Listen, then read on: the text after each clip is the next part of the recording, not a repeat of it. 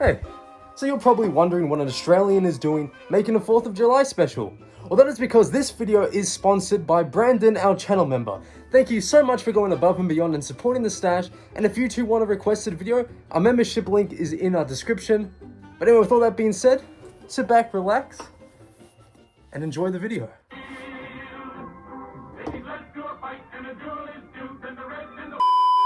Hey, welcome back to the stash.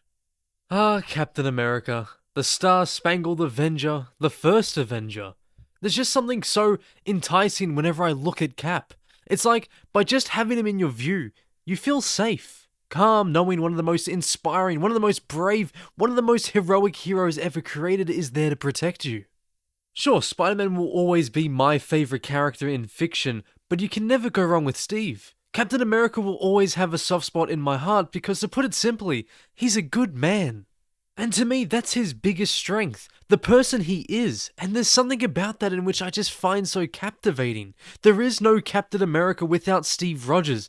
That, to me, is the most important part of Captain America. He's just this one guy who's always wanted to do good in the world, always wanted to protect his country and the values he so desperately lives by, always fighting for a better tomorrow, and then given the chance, he took it so he could live that dream.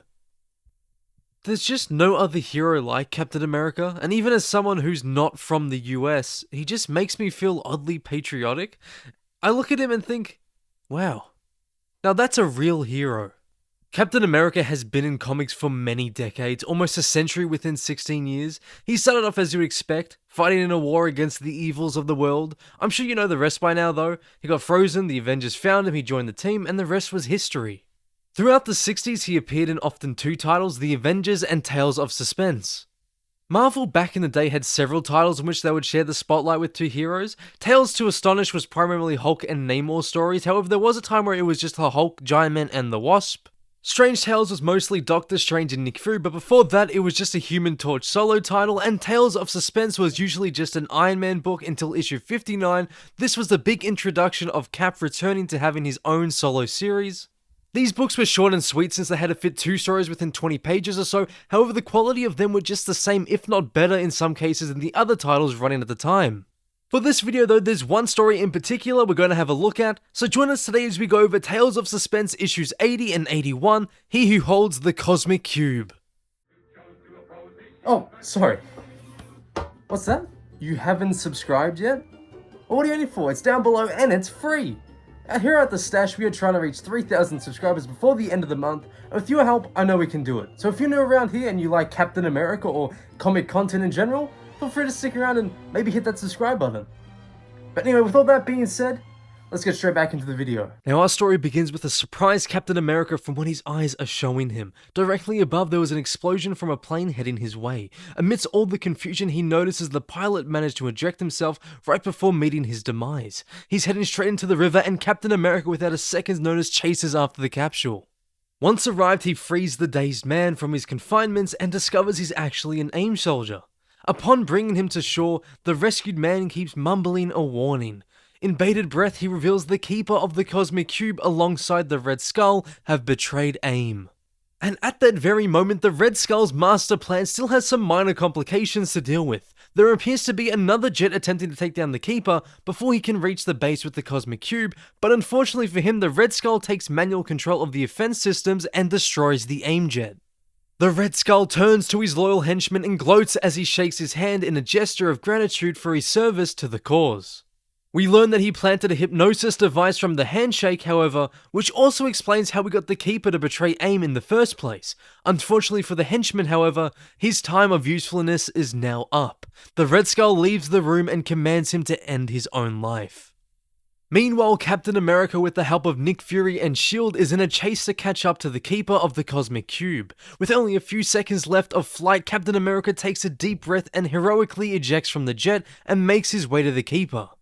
Their battle ensues and the Keeper uses his trusty gun to try to kill the red, white and blue Avenger, however the shield saves him from any wound. The Keeper manages to gain an upper hand from when the shot of the gun temporarily blinds Captain America. However, all hope is not lost. Against all odds, without his vision, Cap ejects both of them out of the ship. They quickly descend. Cap's vision is still blurred, with the Keeper trying ever so aggressively to dispose of him. No matter the pain he feels, Captain America must hang on, for the fate of the world rests on his shoulders.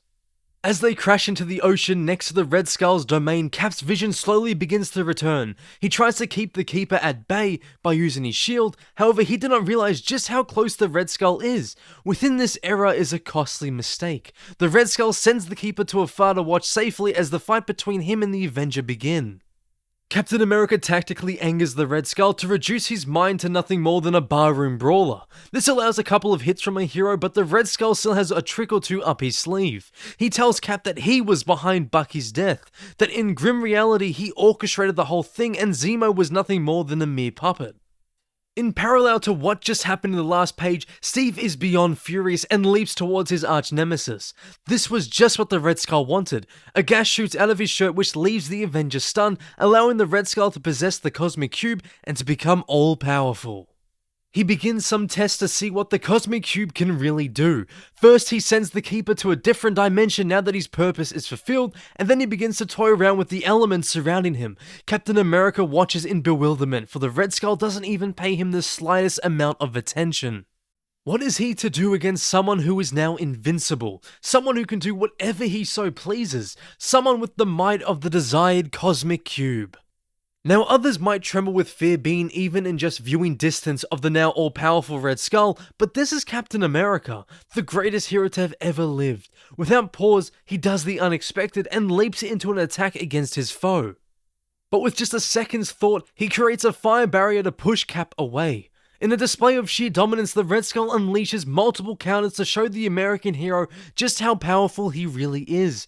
During this, he explains his master plan of how with the help of the Cosmic Cube, he will become the one true leader of the world. Now sure, obviously the Red Skull could easily dispose of Captain America within a mere second, however it isn't quite fitting for the rivalry like theirs. He instead creates a Man-Thing to do his bidding. Captain America's attempts in outwitting the creature fail many times, and it looks grim for a hero until he gains the perfect counterattack. But right before he is about to win, the frustrated Red Skull commands the Man-Thing to disappear into limbo.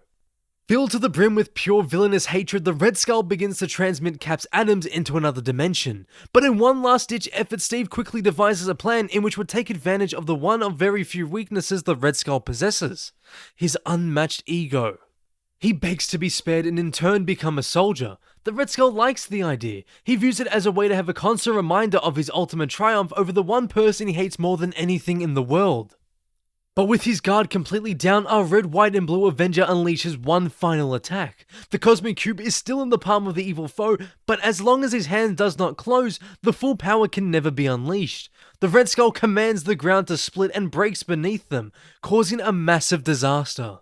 Seconds before both plummet into the ocean, Captain America manages to find his footing and strike at the Red Skull one last time, knocking the cube out of his hand and into the ocean. Our villainous foe, filled with complete rage, leaps after it. The gold armor he coated himself with proved to ultimately aid in his own demise, for it was too heavy for him to be able to swim back up. Captain America returns to the surface. He has won yet another battle against his arch-nemesis. Even this time with the almost impossible odds, he still managed to find a way.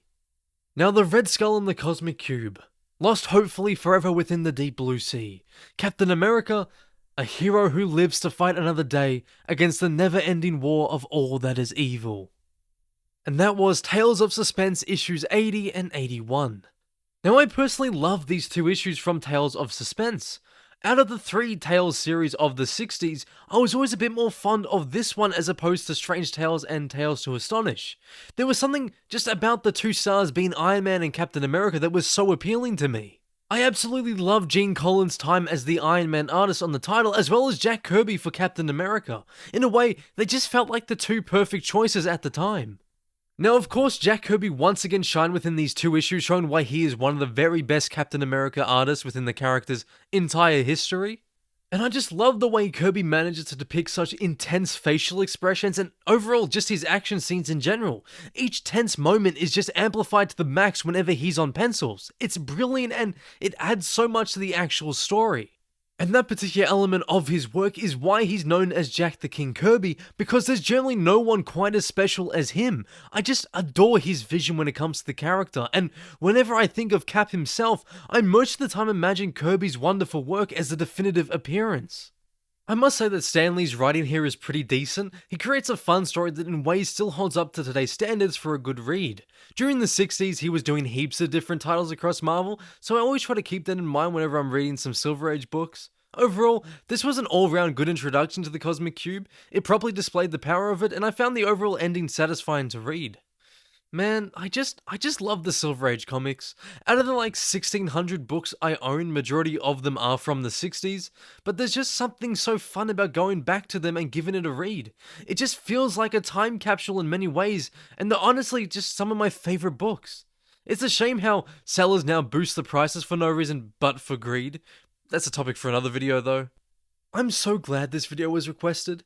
There's more to Marvel than just Spider-Man, and don't get me wrong, he's forever my hero, my number one, but there's a whole other world of heroes, and it's nice to just pay them a visit every once in a while. I love Captain America. I love his costume, his shield, his comics, but most importantly, I love the person he actually is. I resonate with him on so many levels. In fact, at the end of the day, I truly believe we could all do just that little bit better by being a little bit more like Captain America.